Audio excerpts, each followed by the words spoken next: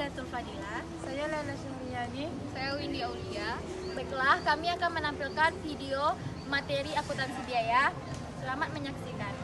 Just in time dan backflows. 1. Konsep dasar just in time. Konsep dasar just in time adalah suatu konsep di mana bahan baku yang digunakan untuk aktivitas produksi didatangkan dari pemasok atau supplier tepat pada waktu bahan itu dibutuhkan oleh proses produksi, sehingga akan sangat menghemat bahkan meniadakan biaya persediaan barang atau penyimpanan barang atau stocking cost.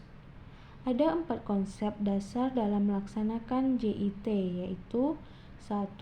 Produksi JIT adalah memproduksi apa yang dibutuhkan hanya pada saat dibutuhkan dan dalam jumlah yang diperlukan. 2. Autonomasi. Autonomasi merupakan suatu unit pengendalian cacat secara otomatis yang tidak memungkinkan unit cacat mengalir ke proses berikutnya. 3. Tenaga kerja yang fleksibel, yaitu pekerja dengan fungsi ganda. 4. Pemikiran kreatif, yang berarti memperhatikan saran para pekerja.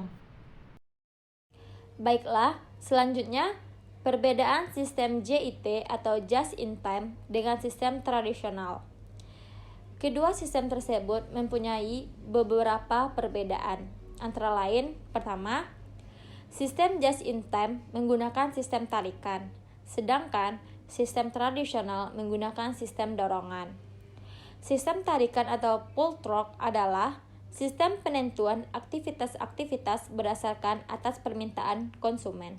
Sedangkan sistem dorongan atau push torque adalah sistem penentuan aktivitas-aktivitas yang berdasarkan dorongan aktivitas-aktivitas sebelumnya. Kedua, sistem just in time menggunakan persediaan tidak signifikan, sedangkan sistem tradisional menggunakan persediaan signifikan.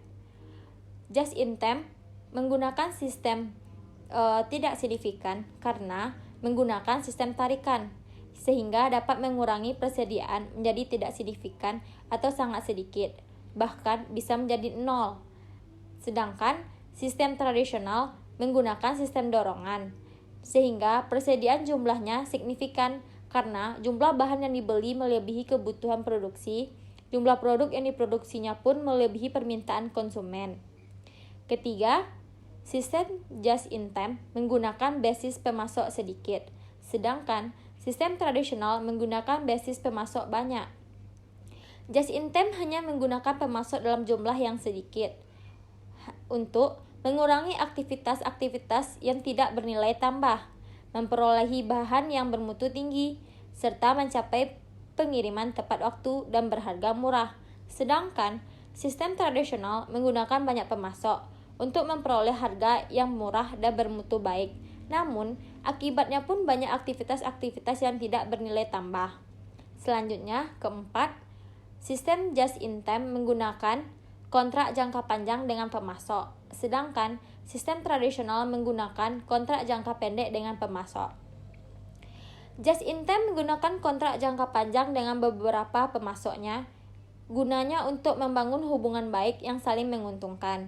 Sedangkan sistem tradisional menerapkan kontrak-kontrak jangka pendek dengan banyak pemasok, sehingga untuk memperoleh harga yang murah harus dibeli dalam jumlah yang banyak.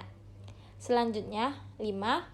Sistem just in time menggunakan pemanufakturan yang berstruktur seluler, sedangkan sistem tradisional menggunakan pemanufakturan berstruktur departemen.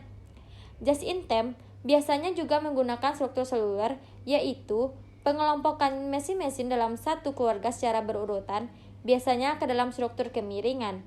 Sedangkan sistem tradisional menggunakan struktur departemen, yaitu struktur pengelolaan produk melalui beberapa departemen produksi sesuai dengan tahapan-tahapan dan memerlukan beberapa departemen jasa yang memasok jasa bagi departemen produksi. Perbedaan sistem just in time dengan sistem tradisional yang keenam.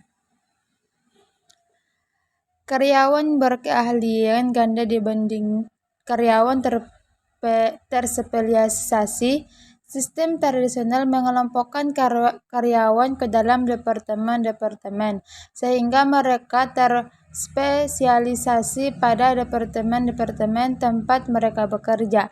Sistem just-in-time mengelompokkan karyawan berdasarkan sel-sel pemakmuran, sehingga karyawan dilatih untuk berkeahlian ganda. Yang ketujuh, jasa terdesentralisasi dibanding jasa tersentralisasi.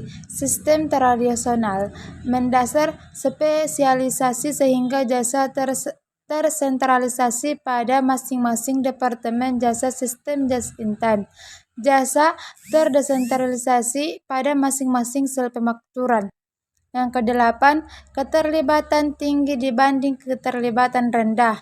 Dalam sistem tradisional, keterlibatan dan pemberdayaan karyawan relatif rendah karena karyawan fungsinya melaksanakan perintah atasannya.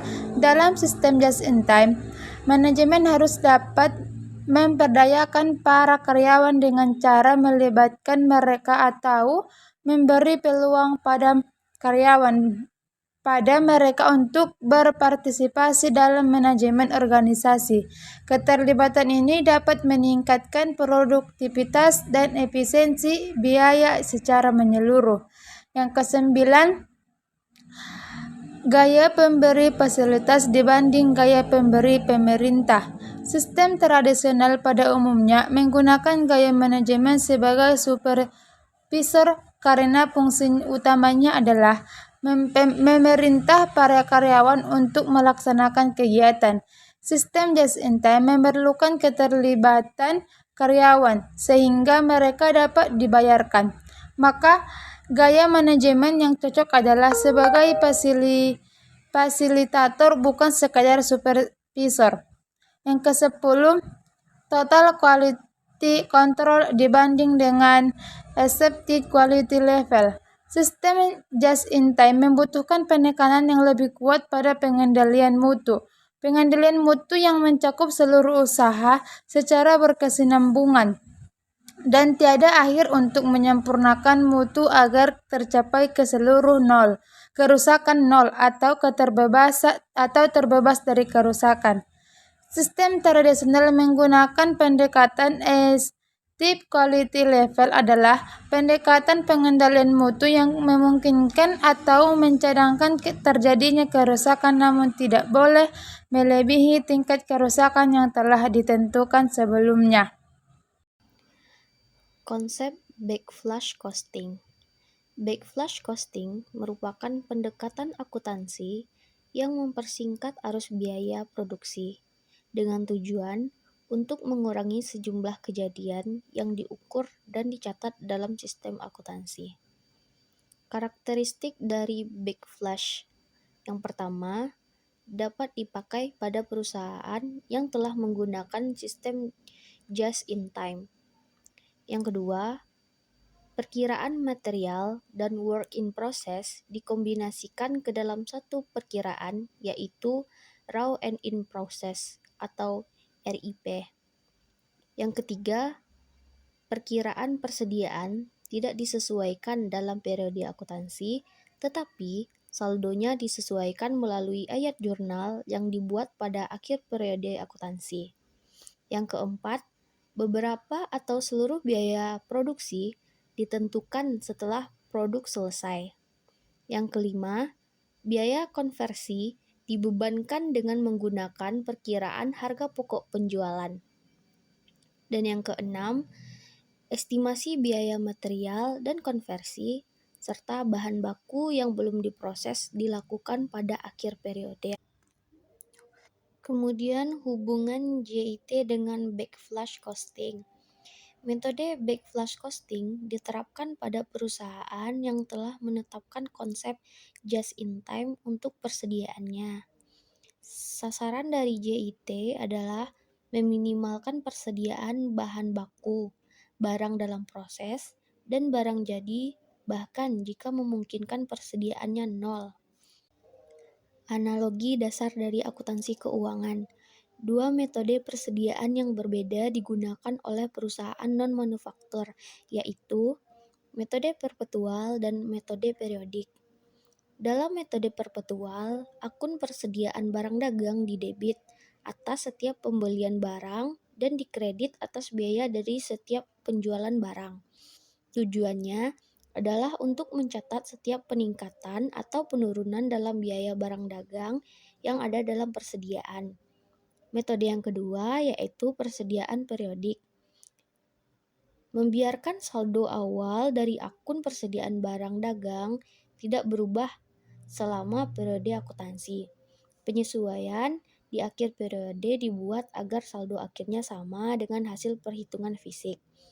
Harga pokok penjualan yang merupakan total aliran keluar dari barang dagang untuk periode akuntansi tersebut dihitung dan dicatat hanya di akhir periode.